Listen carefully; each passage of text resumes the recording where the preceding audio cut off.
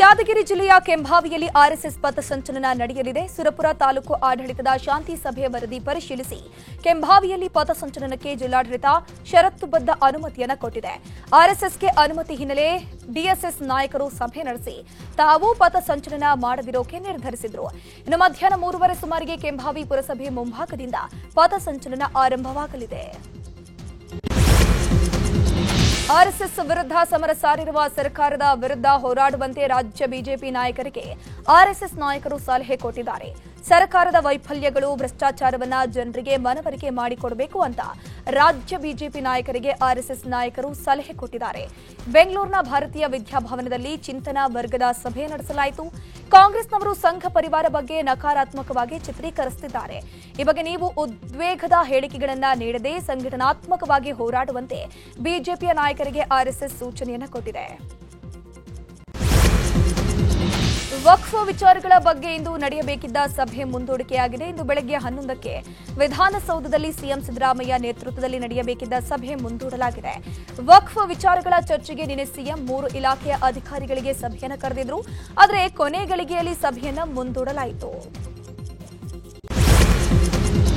ಬೆಳಗಾವಿಯಲ್ಲಿ 5 ದಿನಗಳಿಂದ ನಡೆಯುತ್ತಿರುವಂತಹ ಕಬ್ಬು ಬೆಳೆಗಾರರ ಹೋರಾಟ ತೀವ್ರಗೊಳ್ತಾ ಇದೆ. ಕಬ್ಬಿಗೆ 3,500 ರೂಪಾಯಿ ದರ ನಿಗದಿಪಡಿಸುವಂತೆ ನಿಪ್ಪಾಣಿ ಮುಧೋಳ ರಾಜ್ಯ ಹೆದ್ದಾರಿಯನ್ನು ಬಂದ್ ಮಾಡಿ ರೈತರು ಧರಣಿ ನಡೆಸ್ತಾ ಇದ್ದು, ಸ್ಥಳದಲ್ಲೇ ಅಡುಗೆ ಮಾಡಿ ಪ್ರತಿಭಟನೆ ಮಾಡಿದ್ರು.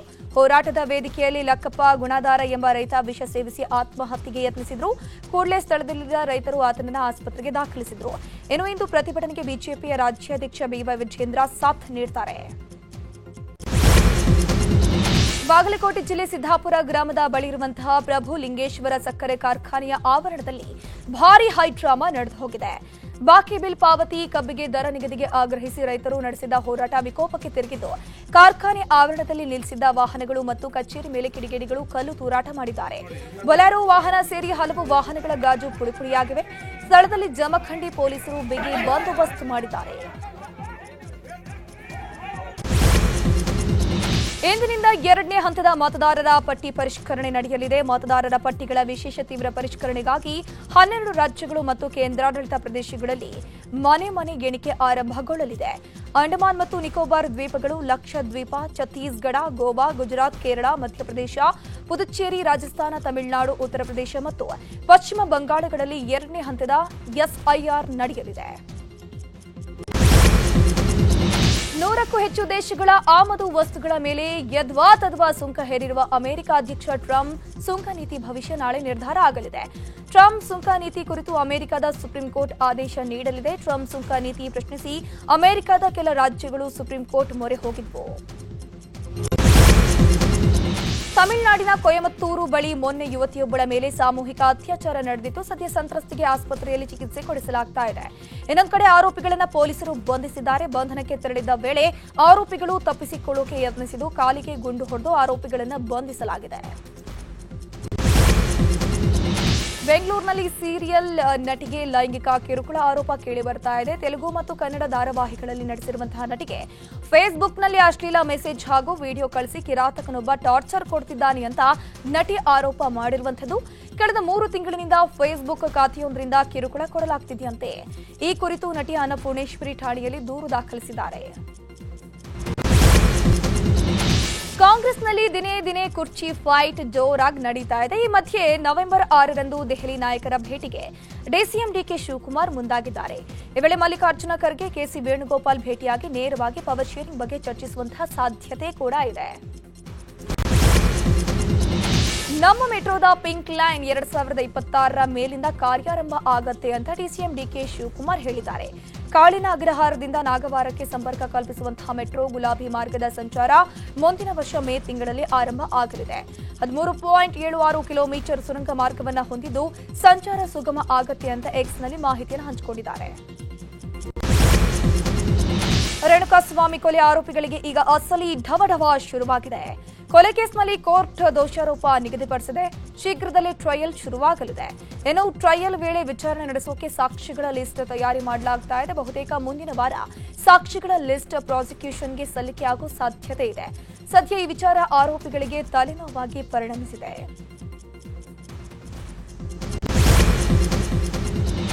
ಚಿತ್ರದುರ್ಗದ ಮುರುಘಾಸ್ವಾಮಿ ವಿರುದ್ಧ ಪೋಕ್ಸೋ ಪ್ರಕರಣ ಸಂಬಂಧ ವಿಚಾರಣೆಯನ್ನು ನವೆಂಬರ್ 10ಕ್ಕೆ ಮುಂದೂಡಿಕೆ ಮಾಡಲಾಗಿದೆ. ಆರೋಪಿ ಮುರುಘಾಸ್ವಾಮಿ ಪರ ವಕೀಲ ಸಿವಿ ನಾಗೇಶ್ ವಾದ ಮಂಡನೆ ಮಾಡುತ್ತಿದ್ದಾರೆ. ಮುರುಘಾಸ್ವಾಮಿ ಪರ ವಾದ ಮುಂದುವರೆದಿದ್ದು ನವೆಂಬರ್ 10ಕ್ಕೆ ವಾದ ಮಂಡನೆ ನಿಗದಿ ಮಾಡಲಾಗಿದೆ. ಚಿಕ್ಕಬಳ್ಳಾಪುರ ಜಿಲ್ಲೆಯ ಗೌರಿಬಿದನೂರಿನಲ್ಲಿ ಮಗನಿಂದಲೇ ತಂದೆಯ ಹತ್ಯೆಯಾಗಿದೆ. ಕುಡಿಯೋಕೆ ಹಣ ನೀಡಿಲ್ಲ ಅನ್ನೋ ಕಾರಣಕ್ಕೆ ನೆಹರು ಕಾಲೋನಿಯ 55 ವರ್ಷದ ಗಂಗಣ್ಣ ಅನ್ನೋರನ್ನ ಅವರ ಮಗ ಕೊಲೆ ಮಾಡಿದ್ದಾನೆ. ಕೊಲೆ ಆರೋಪಿ ಸಂಜಯನನ್ನ ಗೌರಿಬಿದನೂರು ನಗರ ಪೊಲೀಸರು ಅರೆಸ್ಟ್ ಮಾಡಿದ್ದಾರೆ. ರಾಜ್ಯದಲ್ಲಿ ನವೆಂಬರ್ ಕ್ರಾಂತಿ ಕಿಚ್ಚು ಜೋರಾಗಿದೆ. ದೆಹಲಿಗೆ ಬನ್ನಿ ಅಂತ ಸಚಿವ ಸತೀಶ್ ಜಾರಕಿಹೊಳಿಗೆ ಹೈಕಮಾಂಡ್ ಬುಲಾವಣೆ ಕೊಟ್ಟಿತ್ತು. ದೆಹಲಿಗೆ ಹೋಗಬೇಕಿದ್ದ ಸತೀಶ್ ಜಾರಕಿಹೊಳಿ ದಿಢೀರ್ ದೆಹಲಿ ಪ್ರವಾಸವನ್ನ ರದ್ದು ಮಾಡಿದ್ರು. ಈ ಬಗ್ಗೆ ಪ್ರತಿಕ್ರಿಯೆ ಕೊಟ್ಟಿರುವಂತಹ ಅವರು ಸದ್ಯ ದೆಹಲಿಗೆ ಹೋಗೋದಿಲ್ಲ, ಇಲ್ಲೇ ಇರ್ತೀನಿ, ಅವಶ್ಯಕತೆ ಬಂದಾಗ ದೆಹಲಿಗೆ ಹೋಗ್ತೀನಿ ಅಂತ ಹೇಳಿದ್ದಾರೆ. ಕೋಲಾರ ನಗರ ಹೊರವಲಯದ ಅಂತರಗಂಗೆ ಬೆಟ್ಟದಲ್ಲಿ ಚಿರತೆ ಪ್ರತ್ಯಕ್ಷವಾಗಿದೆ. ಅಂತರಗಂಗೆ ಬೆಟ್ಟದ ಗುಡ್ಡದ ಮೇಲೆ ಚಿರತೆ ಕಾಣಿಸಿಕೊಂಡಿದ್ದು ಚಿರತೆಯ ದೃಶ್ಯಗಳನ್ನು ಮೊಬೈಲ್ನಲ್ಲಿ ಸೆರೆ ಹಿಡಿಯಲಾಗಿದೆ. ಚಿರತೆ ಪ್ರತ್ಯಕ್ಷವಾಗಿದ್ದರಿಂದ ಸ್ಥಳೀಯರಲ್ಲಿ ಆತಂಕ ಮನೆ ಮಾಡಿದೆ. ಚಿರತೆಯನ್ನು ಸೆರೆ ಹಿಡಿಯುವಂತೆ ಸಾರ್ವಜನಿಕರು ಅರಣ್ಯ ಇಲಾಖೆಗೆ ಒತ್ತಾಯಿಸಿದ್ದಾರೆ. ಕೋಲಾರ ಜಿಲ್ಲೆಯ ಉಪ್ಪಾರಹಳ್ಳಿ ಗ್ರಾಮದ ಗುಂಡಿ ಬಿದ್ದ ರಸ್ತೆಗೆ ಗ್ರಾಮಸ್ಥರೇ ಒಗ್ಗೂಡಿ ಜಲ್ಲಿ ಸುರಿದು ದುರಸ್ತಿ ಕಾರ್ಯ ಮಾಡಿಕೊಂಡಿದ್ದಾರೆ. ನಮ್ಮ ಗ್ರಾಮದ ಕಷ್ಟವನ್ನು ಕಳೆದ 7 ವರ್ಷದಿಂದ ಯಾರೂ ಕೂಡ ಕೇಳ್ತಿಲ್ಲ. ಸ್ಥಳೀಯ ಶಾಸಕ ನಂಜೇಗೌಡ ಗ್ರಾಮದ ಅಭಿವೃದ್ಧಿಯನ್ನ ನಿರ್ಲಕ್ಷ್ಯ ಮಾಡಿದ್ದಾರೆ. ಮತ ಪಡೆದು ಜನರ ಸಮಸ್ಯೆಯನ್ನ ಶಾಸಕರು ಆಲಿಸುತ್ತಿಲ್ಲ ಅಂತ ಆಕ್ರೋಶ ವ್ಯಕ್ತಪಡಿಸಿದರು. ಬಾಗಲಕೋಟೆ ಜಿಲ್ಲೆಯ ಬಿಸಲದಿನ್ನಿ ಗ್ರಾಮದ ಯುವಕನೊಬ್ಬ 101 ಕೆಜಿ ತೂಕದ ಜೋಳದ ಚೀಲ ಹೊತ್ತು ಅಂಜನಾದ್ರಿ ಬೆಟ್ಟ ಏರಿದ್ದಾನೆ. 19 ವರ್ಷ ವಯಸ್ಸಿನ ನವೀನ್ ಭರಮಗೌಡರ್ ಬೆಟ್ಟ ಏರಿ ಸಾಧನೆ ಮಾಡಿರುವಂತಹ ಯುವಕ 101 ಕೆಜಿ ತೂಕದ ಜೋಳದ ಚೀಲವನ್ನ ಹೆಗಲಿಗೇರಿಸಿದ ನವೀನ್ ಚೀಲವನ್ನ ಎಲ್ಲೂ ಕೂಡ ಇಳಿಸದೆ 575 ಮೆಟ್ಟಿಲು ಏರಿ ಆಂಜನೇಯನಿಗೆ ವಿಶೇಷ ಪೂಜೆಯನ್ನು ಸಲ್ಲಿಕೆ ಮಾಡಿದ್ದಾರೆ. ಬಿಹಾರದಲ್ಲಿ ವಿಧಾನಸಭಾ ಚುನಾವಣೆಗೆ ದಿನಗಣನೆ ಶುರುವಾಗಿದೆ. ನವೆಂಬರ್ 6ರಂದು ಮೊದಲ ಹಂತದ ಮತದಾನ ನಡೆಯುತ್ತೆ. ದಶಕಗಳ ಕಾಲ ನಕ್ಸಲರ ಹಿಡಿತದಲ್ಲಿದ್ದಂತಹ ಗ್ರಾಮವೊಂದು 25 ವರ್ಷಗಳ ಬಳಿಕ ಮತದಾನ ಮಾಡೋಕೆ ಸಜ್ಜಾಗಿದೆ. ಜಮುಯಿ ವಿಧಾನಸಭಾ ಕ್ಷೇತ್ರದ ಜೋರ್ಮಾರ ಎಂಬ ಕುಗ್ರಾಮದಲ್ಲಿ 25 ವರ್ಷಗಳ ಬಳಿಕ ಮೊದಲ ಬಾರಿಗೆ ಬೂತ್ ಸ್ಥಾಪನೆ ಆಗಿದೆ. ಪಶ್ಚಿಮ ಕೀನ್ಯಾದಲ್ಲಿ ಸಂಭವಿಸಿದ ಭೀಕರ ಭೂಕುಸಿತದಲ್ಲಿ ಮೃತರ ಸಂಖ್ಯೆ 26ಕ್ಕೇರಿದೆ. 25 ಮಂದಿ ನಾಪತ್ತೆಯಾಗಿದ್ದು ಜಲಾವೃತಗೊಂಡ ಪ್ರದೇಶಗಳಿಂದ ಸಾವಿರಾರು ಜನರನ್ನ ಸ್ಥಳಾಂತರ ಮಾಡಲಾಯಿತು. ಧಾರಾಕಾರ ಮಳೆ ಮತ್ತು ಪ್ರವಾಹದಿಂದ ಪ್ರಮುಖ ರಸ್ತೆಗಳಿಗೆ ಹಾನಿಯಾಗಿ ಸೇತುವೆಗಳು ಕೊಚ್ಚಿಕೊಂಡು ಹೋಗಿರೋದ್ರಿಂದ ರಕ್ಷಣಾ ಕಾರ್ಯಾಚರಣೆಗೆ ಸೇನೆಯು 4 ಯುದ್ಧ ವಿಮಾನಗಳನ್ನು ನಿಯೋಜಿಸಿದೆ. ಮೈಸೂರಿನಲ್ಲಿ 2018-19ನೇ ಸಾಲಿನ ರಾಜ್ಯ ಚಲನಚಿತ್ರ ಪ್ರಶಸ್ತಿಯನ್ನು ಸಿಎಂ ಸಿದ್ದರಾಮಯ್ಯ ಪ್ರದಾನ ಮಾಡಿದರು. ಮೊದಲನೇ ಅತ್ಯುತ್ತಮ ಚಿತ್ರವಾಗಿ ಮೋಹನದಾಸ, 2ನೇ ಅತ್ಯುತ್ತಮ ಚಿತ್ರ ಲವ್ ಮಾಕ್ಟೇಲ್ಗೆ, 3ನೇ ಅತ್ಯುತ್ತಮ ಚಿತ್ರ ಅರ್ಘ್ಯ ಮತ್ತು ವಿಶೇಷ ಸಾಮಾಜಿಕ ಕಾಳಜಿಯ ಚಿತ್ರವಾಗಿ ಕನ್ನೇರಿಗೆ ಪ್ರಶಸ್ತಿ ಸಿಕ್ಕಿದೆ. ಅತ್ಯುತ್ತಮ ನಟರಾಗಿ ಕಿಚ್ಚ ಸುದೀಪ್, ಅತ್ಯುತ್ತಮ ನಟಿ ಕುಮಾರಿ ಅನುಪಮಾ ಗೌಡಗೆ, ಅತ್ಯುತ್ತಮ ಪೋಷಕ ನಟರಾಗಿ ತಬಲಾ ನಾಣಿ, ಅತ್ಯುತ್ತಮ ಪೋಷಕ ನಟಿ ಕುಮಾರಿ ಅನುಷಾ ಕೃಷ್ಣರಿಗೆ ಪ್ರಶಸ್ತಿ ಒಲಿದಿದೆ. ಜಯಂತ್ ಕಾಯ್ಕಿಣಿ, ಡಾರ್ಲಿಂಗ್ ಕೃಷ್ಣ ಸೇರಿ ಹಲವರಿಗೆ ರಾಜ್ಯ ಚಲನಚಿತ್ರ ಪ್ರಶಸ್ತಿ ಹಲವು ವಿಭಾಗಗಳಲ್ಲಿ ನೀಡಲಾಯಿತು. 2019ನೇ ಸಾಲಿನ ನಟ ನಿರ್ದೇಶಕ ಋಷಿ ಅಭಿನಯಿಸಿ ನಿರ್ದೇಶನ ಮಾಡುತ್ತಿರುವಂತಹ ಫ್ರಾಡ್ ಋಷಿ ಚಿತ್ರದ ಮುಹೂರ್ತ ಕನಕಪುರದ ನೆಲ್ಲಿಕುಂಡಿಯಲ್ಲಿ ನಡೆಯಿತು. ಮಾಜಿ ಸಂಸದ ಡಿಕೆ ಸುರೇಶ್ ಚಿತ್ರಕ್ಕೆ ಕ್ಲಾಪ್ ಮಾಡೋ ಮೂಲಕ ಚಿತ್ರತಂಡಕ್ಕೆ ಶುಭ ಕೋರಿದರು. ಫ್ರಾಡ್ ಋಷಿ ಅನ್ನುವಂಥ ಒಂದು ಸಿನಿಮಾ, ಇದು ಕಾಮಿಡಿ ಸಿನಿಮಾಗಳನ್ನ ನಡೆಸಿದ್ದಾರೆ. ಜೊತೆಗೆ ಎಲ್ಲರೂ ಕೂಡ ತುಂಬ ಹೃದಯದ ಧನ್ಯವಾದ ತಿಳಿಸ್ತೀನಿ, ಹಾಗೆ ಸ್ವಾಗತವನ್ನು ಕೋರ್ತೀನಿ. 82 ದಿನದಿಂದ ಪರಪ್ಪನ ಅಗ್ರಹಾರ ಜೈಲಲ್ಲಿರುವಂತಹ ದರ್ಶನ್ ಹಾಗೂ ಪವಿತ್ರ ಮುಖಾಮುಖಿಯಾಗಿದ್ರು. ಕೋರ್ಟ್ನಲ್ಲಿ ಚಾರ್ಜ್ ಫ್ರೇಮ್ ಆಗ್ತಾ ಇದ್ದಂತೆ ದರ್ಶನ್ ಸುಳ್ಳು ಸರ್ ಸುಳ್ಳು ಅಂತ ಮನವಿಯನ್ನು ಮಾಡಿಕೊಂಡ್ರು. ಸ್ವಾಮಿ ಕೊಲೆ ಕೇಸ್ನಲ್ಲಿ ಬಂಧಿಯಾಗಿರುವಂತಹ ಡಿ ಗ್ಯಾಂಗ್ಗೆ ನವೆಂಬರ್ 10ರಿಂದ ಅಸಲಿ ನರಕ ಶುರುವಾಗಲಿದೆ.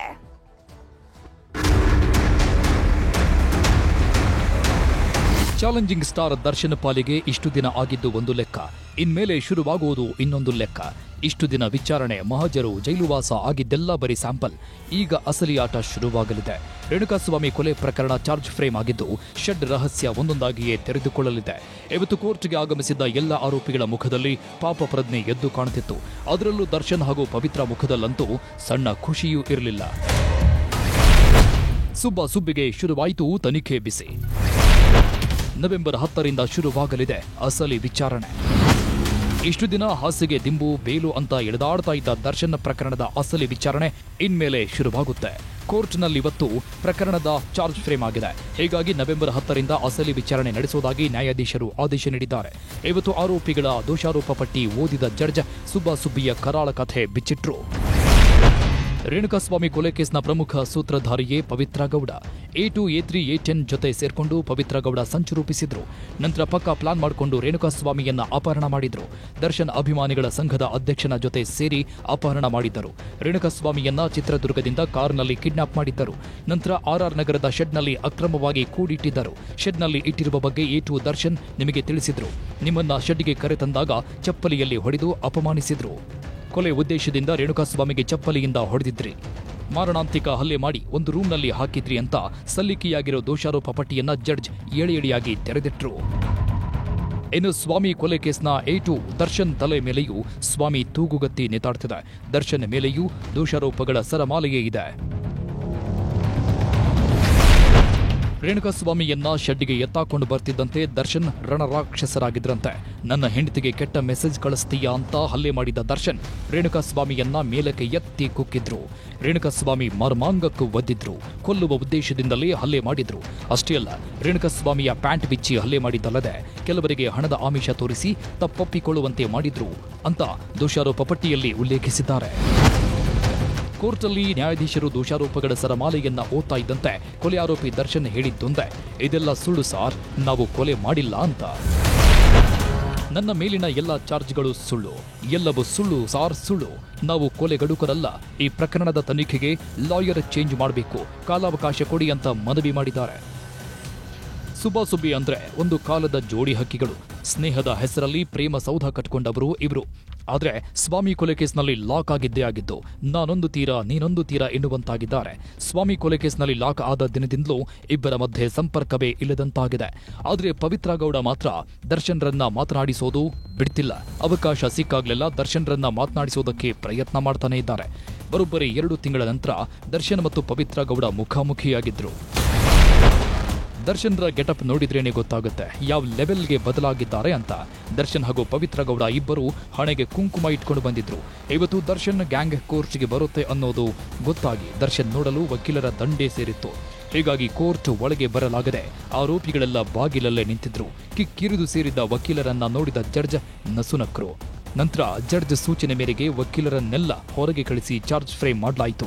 ಕೋರ್ಟ್ನಲ್ಲಿದ್ದಾಗಲೇ ದರ್ಶನ್ರನ್ನ ಮಾತನಾಡಿಸೋದಕ್ಕೆ ಪವಿತ್ರ ಇನ್ನಿಲ್ಲದ ಪ್ರಯತ್ನ ಪಟ್ರು. ಮುಂದೆ ಬರುವಂತೆ ದರ್ಶನ್ಗೆ ಕೈ ಸನ್ನೆ ಮಾಡಿ ಕರೆದ್ರು. ಹೀಗಾಗಿ ದರ್ಶನ್ ಸೀರಿಯಲ್ ಪ್ರಕಾರವಾಗಿ ಪವಿತ್ರ ಪಕ್ಕದಲ್ಲೇ ದರ್ಶನ್ ಬಂದು ನಿಂತರು. ಎಲ್ಲ ಮುಗಿದ್ಮೇಲೆ ದರ್ಶನ್ ಹೊರಟಿದ್ದ ವಾಹನ ಹತ್ತೋದಕ್ಕೆ ಪವಿತ್ರ ಗೌಡ ಹೊರಟಿದ್ರು. ಈ ವೇಳೆ ನಿಮ್ಮ ವೆಹಿಕಲ್ ಇದಲ್ಲ ಅಂತ ಪೊಲೀಸರು ಕರೆದೊಯ್ದ್ರು. ದರ್ಶನ್ ನೋಡೋದಕ್ಕೆ ನೂರಾರು ಅಭಿಮಾನಿಗಳು ಆಗಮಿಸಿದ್ರು. ಕೋರ್ಟ್ ಅಂಗಳಕ್ಕೆ ದರ್ಶನ್ ಬರ್ತಿದ್ದಂತೆ ಡಿ ಬಾಸ್ ಅಂತ ಅಭಿಮಾನಿಗಳು ಘೋಷಣೆ ಕೂಗಿದ್ರು. ಆದರೆ ದರ್ಶನ್ ಮಾತ್ರ ಇದ್ಯಾವುದಕ್ಕೂ ರಿಯಾಕ್ಟ್ ಮಾಡೋ ಸ್ಥಿತಿಯಲ್ಲಿ ಇರಲಿಲ್ಲ. ಒಟ್ನಲ್ಲಿ ಸ್ವಾಮಿ ಕೊಲೆ ಕೇಸ್ನ ಅಸಲಿ ವಿಚಾರಣೆ ಮುಹೂರ್ತ ಫಿಕ್ಸ್ ಆಗಿದೆ. ನವೆಂಬರ್ 10ರಿಂದ ಆರೋಪಿಗಳ ಡ್ರಿಲ್ ಶುರುವಾಗಲಿದೆ. ಸತೀಶ್ ಮತ್ತು ಗಂಗಾಧರ ಜೊತೆ ಮುನಿರಾಜು, ನ್ಯೂಸ್ 18 ಬೆಂಗಳೂರು. ಈಗಾಗಲೇ ಚಿತ್ರದುರ್ಗದ ವಿ ಸಾಗರ ಜಲಾಶಯ ಏನಿದೆ ಅದು ಈಗಾಗಲೇ ಕೋಡಿ ಬಿದ್ದಿದೆ. ಜಲಾಶಯ ಭರ್ತಿ ಹಿನ್ನೆಲೆ ಹಿನ್ನೀರು ಭಾಗ ಮುಳುಗಡೆಯಾಗಿರುವಂತದ್ದು. ಚಿತ್ರದುರ್ಗದ ವಿ ಸಾಗರ ಜಲಾಶಯ ಏನಿದೆ ಆಲ್ರೆಡಿ ಕೋಡಿ ಬೇದಿದೆ. ಹಿನ್ನೆಲೆ ನೀರು ಭಾಗದ ಮುಳುಗಡೆಯಾಗಿರುವಂತದ್ದು. ಹಿನ್ನೀರಿನಲ್ಲಿರುವಂತಹ ಹಲವು ಮನೆಗಳು, ಜಮೀನುಗಳು ಜಲಾವೃತ ಆಗಿದೆ. ಹೊಸದುರ್ಗ ತಾಲೂಕಿನ ಪೂಜಾರಹಟ್ಟಿ ಮನೆಗಳು ಮುಳುಗಡೆಯಾಗಿರುವಂತದ್ದು. ಮನೆಗಳಿಗೆ ನೀರು ನುಗ್ಗಿದ ಹಿನ್ನೆಲೆಯಲ್ಲಿ ಶೆಡ್ಗಳಲ್ಲಿ ಜನರು ವಾಸ ಮಾಡ್ತಾ ಇದ್ದಾರೆ. ಹೊಸದುರ್ಗ ತಾಲೂಕಿನ ಪೂಜಾರಹಟ್ಟಿ ಗ್ರಾಮದ ಜನರ ದುಸ್ಥಿತಿ ಇದು. ಮನೆಗಳಿಗೆ ನೀರು ನುಗ್ಗಿದೆ. ಹೀಗಾಗಿ ಶೆಡ್ನಲ್ಲಿ ಜನರು ವಾಸ ಮಾಡ್ತಾ ಇದ್ದಾರೆ. ಯಾವುದೇ ರೀತಿಯ ಪರ್ಯಾಯ ಮಾರ್ಗವನ್ನೇ ಇವರಿಗೆ ಕೊಟ್ಟಿಲ್ಲ. ಹಿನ್ನೀರು ಭಾಗದಲ್ಲಿದ್ದ ಅಡಿಕೆ, ತೆಂಗು, ಬಾಳೆ ಬೆಳೆಯೂ ಕೂಡ ಹಾನಿಯಾಗಿದೆ. 2022ರಲ್ಲಿ ಜಿಲ್ಲಾಡಳಿತದಿಂದ ನಿವೇಶನ ಮಂಜೂರಾಗಿದೆ. ಗಮನಿಸ್ತಾ ಇರಬಹುದು, 2022ರಲ್ಲಿ ಮಂಜೂರಾಗಿರುವಂತದ್ದು ರಾಜೀವ್ ಗಾಂಧಿ ವಸತಿ ಯೋಜನೆ ಅಡಿಯಲ್ಲಿ ನಿವೇಶನ ಮಂಜೂರಾಗಿದೆ. ರೆವೆನ್ಯೂ ಜಾಗದಲ್ಲಿ ಸೈಟ್ ಮನೆ ನಿರ್ಮಾಣಕ್ಕೆ ಅಡ್ಡಿಯಾಗ್ತಾ ಇದೆಯಂತೆ. ನೋಡಿ, ಜನರು ಎಲ್ಲಿ ಹೋಗ್ಬೇಕು? ಶೆಡ್ನಲ್ಲಿ ವಾಸ ಮಾಡ್ತಾ ಇದ್ದಾರೆ. ಮನೆ ನಿರ್ಮಾಣ ಮಾಡ್ಕೊಳ್ಳೋಕೆ ತಾಂತ್ರಿಕ ದೋಷ ಎದುರಾಗ್ತಾ ಇದೆಯಂತೆ. ಮನೆ ಫೌಂಡೇಶನ್ ಹಾಕಿ GPS ಮಾಡಿಸೋಕೆ ತೊಂದರೆ ಎದುರಾಗಿದೆ. ಹಾಗಾದ್ರೆ ಬೇರೆ ಯಾವ್ದಾದ್ರು ಮಾರ್ಗವನ್ನ ಇವರಿಗೆ ತೋರಿಸ್ಬೇಕಲ್ವಾ? ಅಟ್ಲೀಸ್ಟ್ ಬೇರೆ ಕಡೆ ಆಲ್ಟರ್ನೇಟಿವ್ ವೇ ಅನ್ನ ತೋರಿಸ್ಬೇಕು. ಜನರು ಮನೆ ಇಲ್ಲ, ನೀರಿನಿಂದಾಗಿ ಬೆಳೆ ಹಾನಿಯಾಗಿದೆ, ಒಂದ್ ಕಡೆ ಆ ನಷ್ಟ, ಇನ್ನೊಂದ್ ಕಡೆ ಮನೆ ಕಳ್ಕೊಂಡಿದೀವಿ ನಾವು. ಸೊ ಹೀಗಾಗಿ ನಮ್ಗೊಂದು ಪರ್ಯಾಯ ಮಾರ್ಗ ಮಾಡ್ಕೊಡಿ ಅಂತ ಆಗ್ರಹ ಮಾಡ್ತಿದ್ದಾರೆ ಜನರು. ವರ್ಷ ಹಿಂಗ್ ಮುಳುಗಿ ಹೋಗಿದ್ವಿ. ಮೊನ್ನೆ ಅಧಿಕಾರಿಗಳೆಲ್ಲ ಬಂದ್ರು, ನೋಡಿದ್ರು, ಆತಮ್ಮನ ತೆಗಿತೀವಿ ಕೊಡ್ತೀವಿ, ಇನ್ನಾಗುತ್ತೆ ಅಂತ ಮನೆ ಅಂತ ಹೇಳೋಗಿ ಒಂದೊಂದು ಟಾಟ್ಪಲ್ ಕೊಟ್ಟಾಗ ಅಲ್ಲಿ ಶೆಡ್ ಹಾಕೊಂಡಿದ್ವಿ. ಆ ಗಾಳಿಗೆ ಅವು ಟಾಟ್ಪಲ್ ಎಲ್ಲ ಹೊರಗೋಗಿದಾವೆ. ಮಾಡ್ಕೊಂಡ್ ತಿನ್ನಕ್ಕೂ ನಮಗೆ ನೆಮ್ಮದಿ ಇಲ್ಲ, ಕೂಲಿ ಮಾಡಕ್ಕೂ ಇಲ್ಲ. ಹೊಲ್ದಾಗ ಜಮೀನಾಗ ಎಲ್ಲ ಖಾತೆ ಜಮೀನೆಲ್ಲ ಮುಳುಗೋಗಿದ್ದವು, ರಾಗಿ ಜೋಳ ಅವು ಮುಣ್ಕೊಂಡು ಹೋಗಿದ್ದಾವೆ. ಏನ್ ಮಾಡ್ಬೇಕು ಗೊತ್ತಿಲ್ಲ ನಮ್ಗೆ. ಆ ಸಮಸ್ಯೆ ಆಗಿ ಹೋಗಿತ್ತು ನಮ್ಮ 9 ಮನೆಯವರಿಗೆ. ಇಲ್ಲಿರೋ ಮನೆ ಪರಿಸ್ಥಿತಿ ಏನು ಇಲ್ಲ, ಎಲ್ಲ ಬಿಟ್ಟಾಕಿದ್ವಿ. ಇದ್ರಾಗ ಇದ್ರು ಅಂದ್ರೆ ಬಿಟ್ರು ಅಂದೆಲ್ಲ ಮನೆ ನೀರ್ ತುಂಬಿಕೊಂಡಿದ್ದಾವೆ. ಬಿದ್ರೆ ಏನ್ ಗತಿ, ಈಗೆಲ್ಲ 2 ಸಲ ಮುಳುಗಿ ಹೋಗಿದ್ದಾವೆ. ಮೇಲಿದ್ದೀವಿ ಅವಾಗ ಟಾಟ್ಪಲ್ಲ ಕಟ್ಕೊಂಡು. ಇದ್ರ ಬಗ್ಗೆ ಹೆಚ್ಚಿನ ಡೀಟೇಲ್ಸ್ ನೀಡ್ತಾರೆ ನಮ್ಮ ಪ್ರತಿನಿಧಿ ವಿನಾಯಕ್ ಲೈವ್ ನಲ್ಲಿ ಜಾಯಿನ್ ಆಗಿದ್ರೆ. ಎಸ್ ವಿನಾಯಕ್, ಸದ್ಯಕ್ಕೆ ಸಂತ್ರಸ್ತರ ಅಳಲು ಏನೇನು, ಯಾಕೆ ಮನೆ ಕಟ್ಕೊಡಕ್ಕೆ ಸಮಸ್ಯೆಗಳು ಎದುರಾಗ್ತಿದೆ ಅಂತ?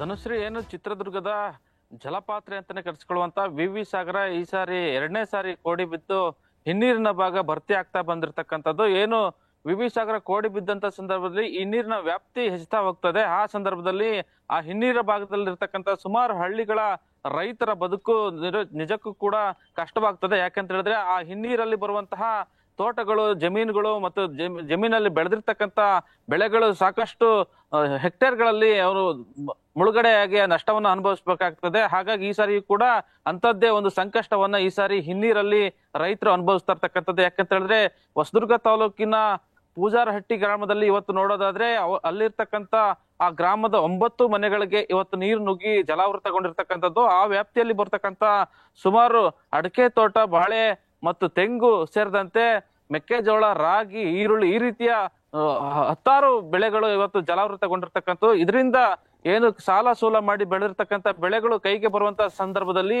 ಹಿನ್ನೀರಲ್ಲಿ ಮುಳುಗಡೆ ಆಗಿರ್ತಕ್ಕಂಥದ್ದು ಆ ಭಾಗದ ರೈತರಿಗೆ ತುಂಬಲಾರದ ನಷ್ಟವನ್ನ ಅನುಭವಿಸುವಂತ ಸಂಕಷ್ಟಕ್ಕೆ ತಂದೊಡ್ಡಿದೆ. ಆದ್ರೆ ಅಲ್ಲಿ ಬರುವಂತಹ ಮನೆಗಳು ಏನಿದಾವೆ ಆ ಮನೆಗಳು ಜಲಾವೃತಗೊಂಡಂತ ಸಂದರ್ಭದಲ್ಲಿ 2022ರಲ್ಲಿನೇ ಅವ್ರಿಗೆ ಹೊಸ ನಿವೇಶನಗಳನ್ನ ಕೊಡುವಂತ ಕೆಲಸಕ್ಕೆ ಕೈ ಹಾಕಿದಂತ ಜಿಲ್ಲಾಡಳಿತ ಇವತ್ತಿಗೂ ಕೂಡ ಆ ಕೆಲಸವನ್ನ ಮುಗಿಸಿ ಅವ್ರಿಗೆ ಮನೆ ಕಟ್ಟಿಕೊಡುವಂತ ಕೆಲಸವನ್ನ ಮಾಡಿಲ್ಲ ಅನ್ನುವಂಥದ್ದು ಆ ಭಾಗದ ರೈತರ ಅಳಲಾಗಿದೆ.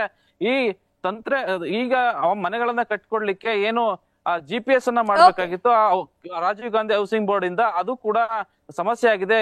ಇಲ್ಲಿವರೆಗೂ ಕೂಡ ಯಾವುದೇ ಬಿಲ್ಗಳಾಗಿರೋದ್ರಿಂದ ಮನೆಗಳನ್ನು ಕೂಡ ಕಟ್ಕೊಳಕ್ ಆಗ್ತಾ ಇಲ್ಲ. ಶೆಡ್ ಅಲ್ಲಿ ವಾಸ ಮಾಡ್ತಾ ಇದೀವಿ ಅನ್ನೋಂಥದ್ದ ಅಳಲನ್ನ ಭಾಗದ ರೈತರು ಜನರು ತೋಡ್ಕೊಳ್ತಾ ಇರ್ತಕ್ಕಂಥದ್ದು. ಧನುಶ್ರೀ, ಥ್ಯಾಂಕ್ ಯು ವಿನಾಯಕ್ ತಮ್ಮೆಲ್ಲ ಡೀಟೇಲ್ಸ್ಗಾಗಿ.